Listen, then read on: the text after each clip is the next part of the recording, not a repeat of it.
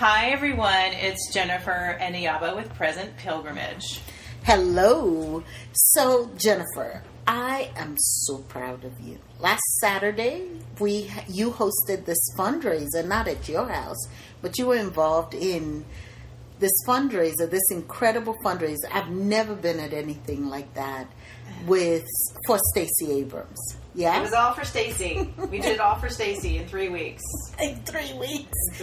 We couldn't even do the podcast those 3 weeks because your brain was caught up in that. Trying to raise money for Stacey and get the people there who wanted to see her. And that part was not hard because Stacey is Stacey. And she's, there are many reasons why we love her, which we'll talk about. But we had a lot of people interested from the beginning.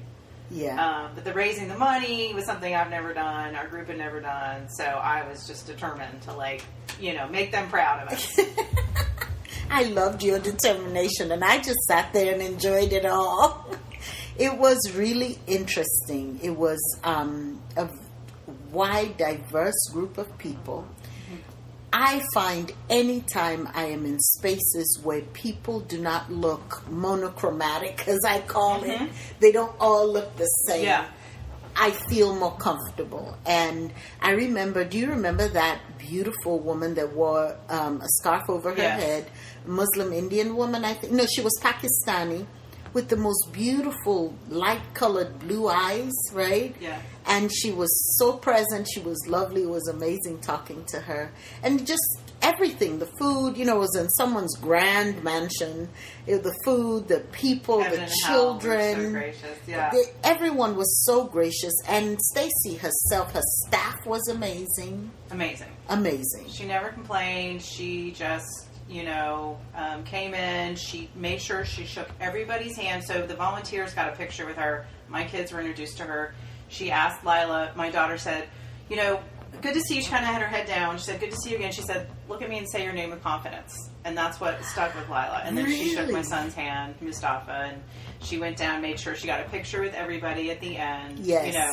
Just look. And then in the middle of her speech, you remember she stopped the speech and some mom was calling her daughter. She said, no, bring her in. She interrupted her whole speech because she wanted the daughter to come listen. Yes. Which I love. And the things you said about the location, Brookhaven, as we know, Stacey's trying to get everywhere. She's trying to, get to as many places as she can in Georgia, reach out to as many people.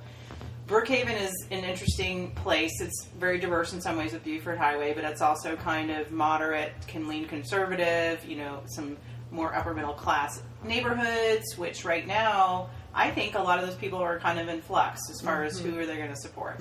So wanting to reach out to those people, but also not wanting it to just be that group, because Atlanta, Georgia can be very segregated in different neighborhoods. Yeah. So, I think she wanted to be able to connect with different people in that area and also bring others in. Yeah. And Sid, he was awesome. So one of our fundraising partners, he brought in, he himself, I think is, I don't know, I shouldn't say, but his background is East Asian. Western Asian. Is that Western or East? He's either Indian or Pakistani, yeah, he's either right? Indian or Pakistani. And he brought in a whole bunch of people who contributed. They showed up, they contributed the money. He, really did the work, and a lot of those people were present. And he was a big supporter of John Ossoff, and he has a path now, and he's, good at what he does. Awesome.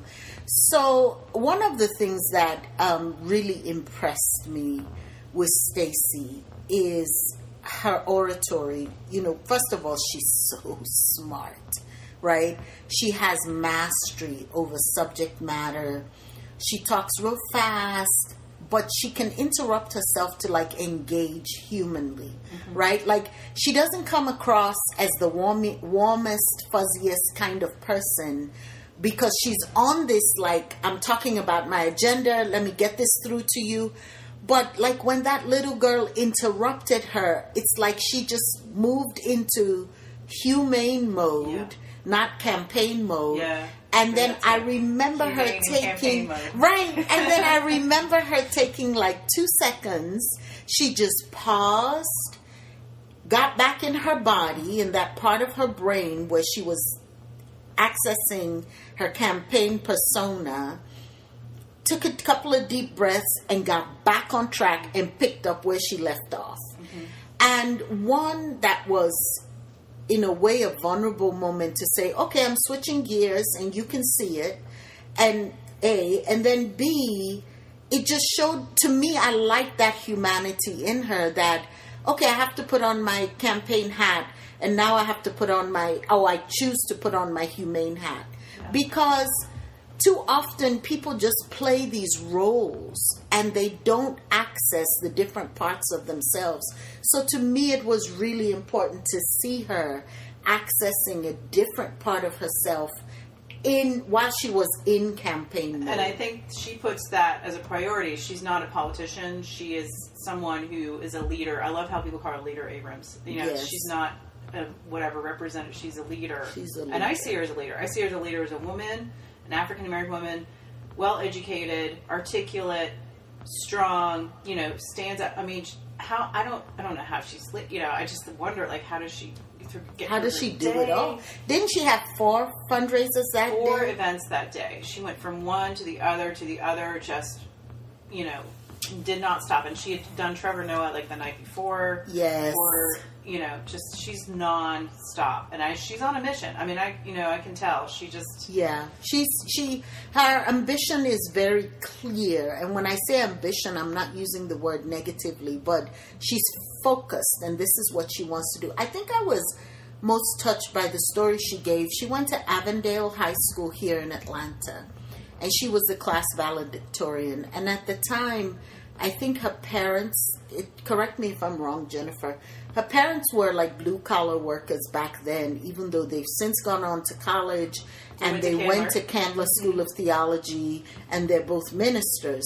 But she was the class valedictorian and the family was invited to the White House for a dinner or something with the governor. Yeah. And they got on the bus, took the bus to Martyr, took the bus to the governor's mansion, got off the bus, and the guard at the governor's mansion, and this is what she said, and correct me again if I'm wrong, she said, he didn't ask me for my invitation. He didn't ask us why we were here. The guy just told them, you don't belong here. Mm-hmm. And her father took control of the situation and finally convinced the guard, and then she was able to be let into the party. That's right. But that became part of her campaign, that she wants every person in Georgia to be able to have access to the governor's mansion. And isn't that the truth of what a politician should be trying to do, to make open roads for other people, to pave a path so others can go where the person's going. She's a big proponent of public education because she had public education. Because, and so this thing of, the governor's mansion is exclusive for certain types of people. Yeah. She's breaking that in her campaign message. The second story she gave that just had me in tears was she talked about how she's the second of 6 kids, right? And so she went to Yale Law School. I love smart people. That tells me she's smart, but and her more siblings, 3 of them are very successful. Right. So she has a sister who's a judge. 2 siblings. Her sister's a federal judge here in Georgia. 2 siblings that both have PhDs. One in a subject in science. I forget what the other one is.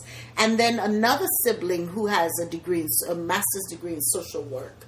And then she talked about the last person, number 6 person, her brother Walter, who was bipolar, a heroin addict, and I believe is currently in prison or was recently released. At Easter, when she talked about that story with his niece, he didn't have Easter dinner with the family because he was in prison. And so to put herself out there and talk about these things when most politicians would shy away from bringing up a sibling in prison, I was very impressed with that. And my friend Sherry said she was moved to tears. Mm-hmm. So there's something about listening to Stacey talk in person and give these very personal stories that really touches people. Yes.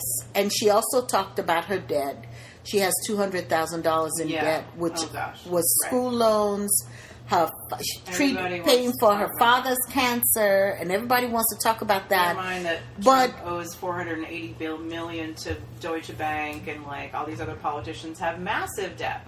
Massive. And what was funny was I posted something on Facebook about her debt, and I said, I wish someone would just go ahead and pay off this debt, because it's crazy that we're doing all of this. And then several people responded that, for instance, the SCOTUS nominee right now, Kavanaugh, is that his name? He's embroiled in debt. Yeah. And then there's Governor Deal was in debt in millions of dollars when he ran as governor for Georgia. And I'm saying, why are we picking on this woman for her debt? You know, these are some of the ways we this is how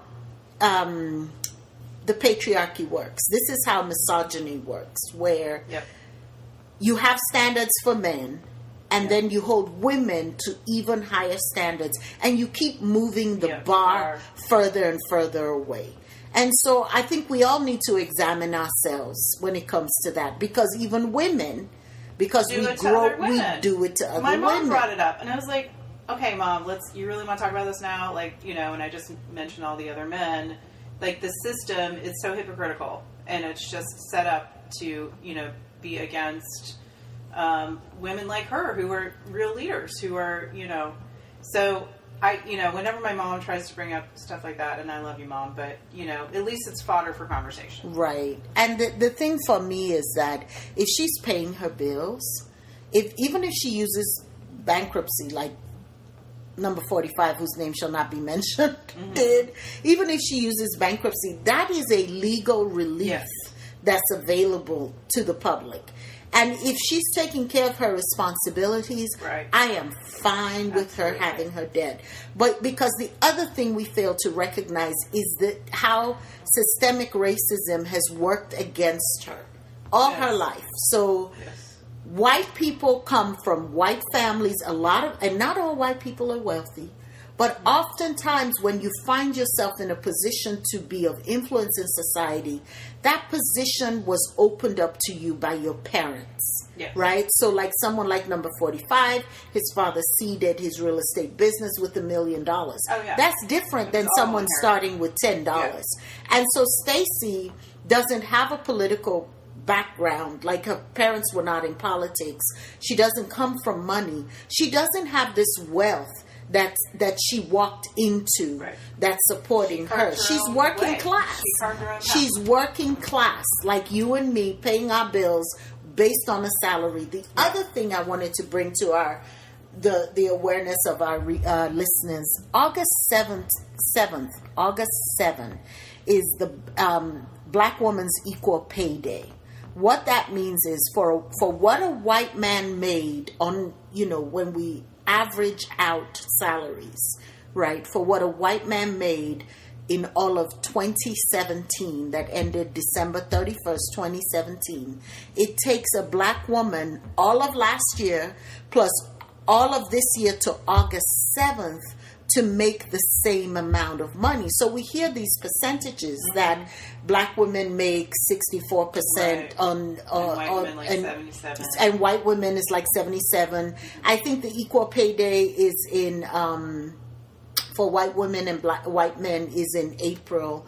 And so she would have, as a Black woman, she has to work up until August 7th to meet up with her white counterparts. This is a really good point, because they have fundraising goals, right? Right. So how is Stacey Abrams compared to this system that's already set in place for someone like Brian Kemp, who's a white male Republican in the South? Right. It's already set up as far as fundraising. Right. How is she going to make the money she needs to equal his? So they talk a lot about the small contributions, and around the country now, she's nationally known, thank God.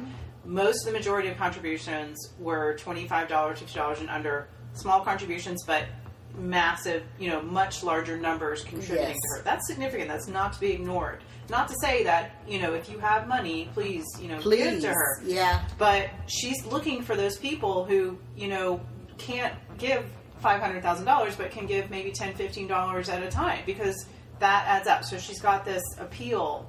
A grassroots appeal. You know, how is he going to appeal to people? Like, you know, he doesn't have that kind of, in my opinion, you know, except in pockets, I think, of the kind of poor, you know, not as wealthy class.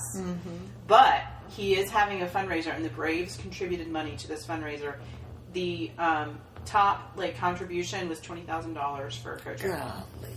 So he's got this little kind of machine going. I don't think, again, that he's got the same kind of, we're calling it the blue wave. Democrats right now in Georgia, there's a lot of great momentum. They're calling it the blue wave because a lot of these communities, populations are getting activated, and they're getting behind Stacey, they're getting behind Lucy Maybath, and all these other great Democratic candidates. I don't think he has that momentum, but he's got, the wealthier kind of white. He's got the Braves, which people have written into the AJC, and they talked about it. The AJC published and said, why are the Braves contributing to Kemp and not to Abrams? And then they responded and they said, oh, we contribute to both. We just haven't been contacted by the Abrams campaign. Oh. So they are going to have to contribute, since they've contributed to this fundraiser. They're going to have to contribute to.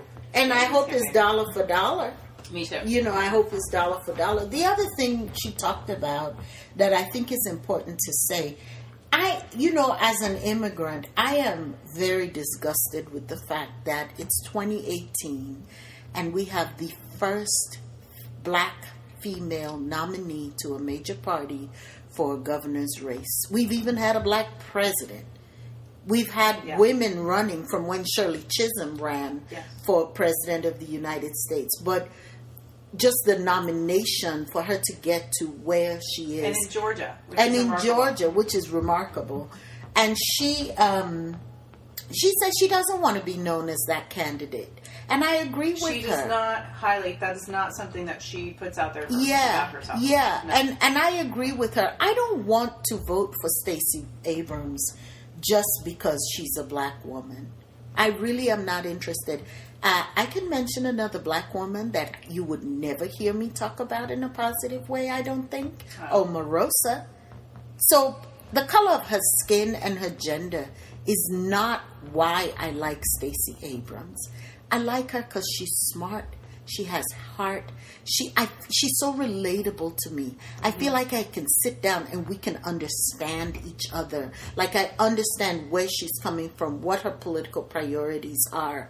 And talking about that prison thing, she's worked with Governor Deal on prison reform in Georgia and reentry issues.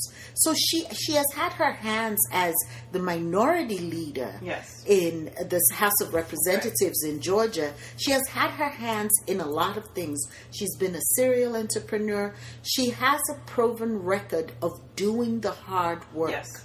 And I tend to not be suspicious of people who don't have a whole lot of money because they may not be greedy.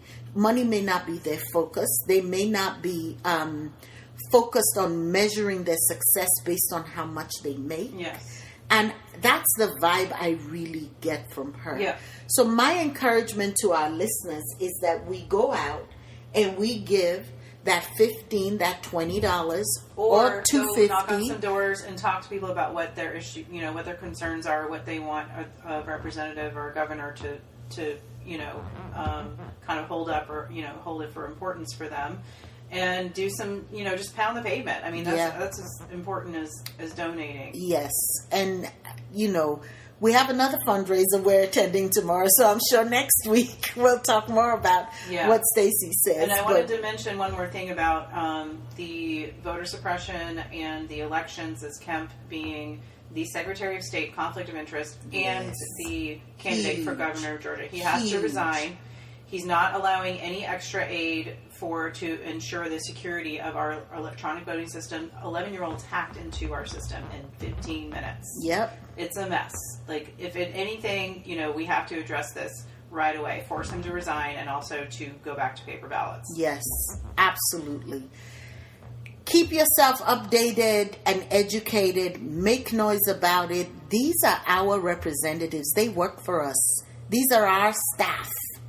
And we are responsible to make sure the right people get where they need to be and hold them accountable.